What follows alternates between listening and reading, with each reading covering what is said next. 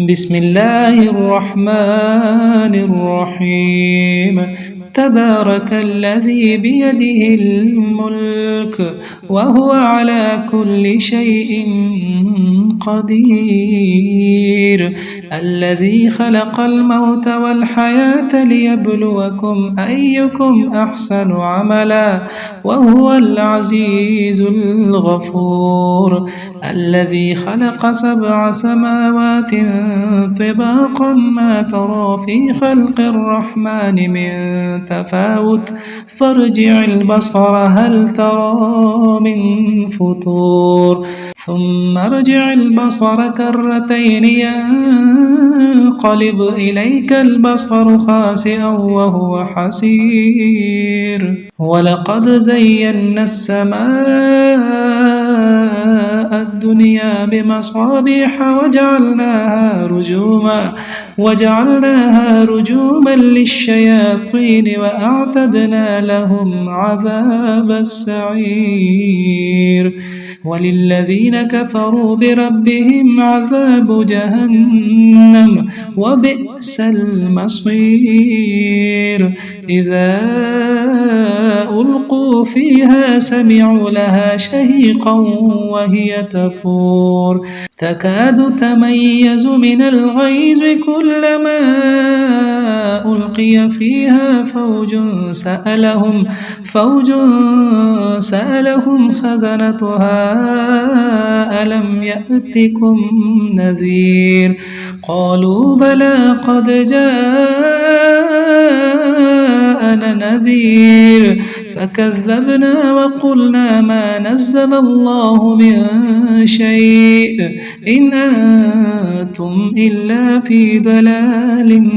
كبير وقالوا لو كنا نسمع أو نعقل ما كنا في أصحاب السعير فاعترفوا بذنبهم فسحقا لأصحاب السعير إن الذين يخشون ربهم بالغيب لهم مغفرة وأجر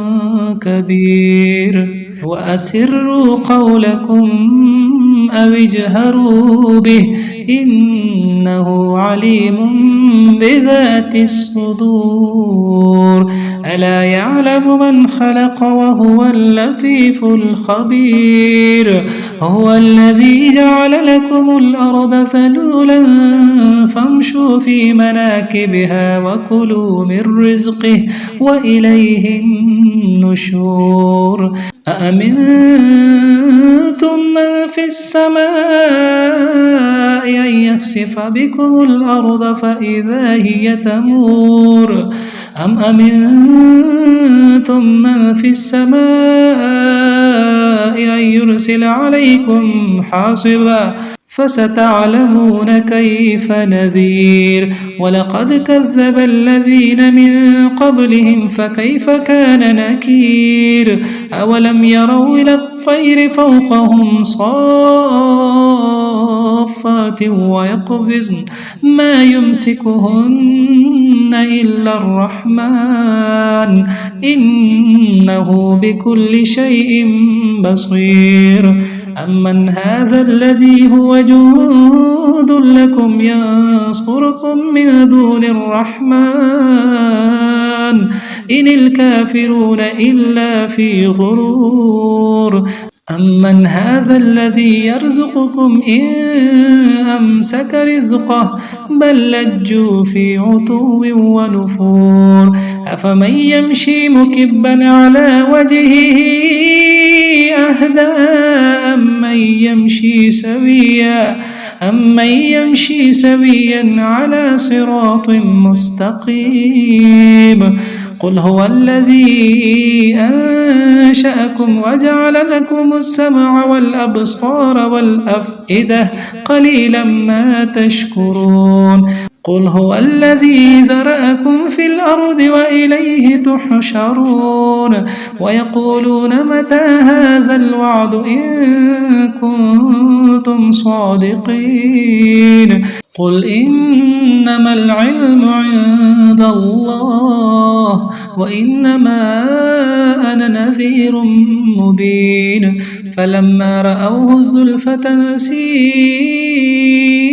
وجوه الذين كفروا وقيل هذا الذي كنتم به تدعون قل أرأيتم إن أهلكني الله ومن معي أو رحمنا فمن يجير الكافرين من عذاب أليم قل هو الرحمن آمنا به وعليه توكلنا فستعلمون من هو في ضلال مبين قل أرأيتم إن أصبح ماؤكم غورا فمن يأتيكم بماء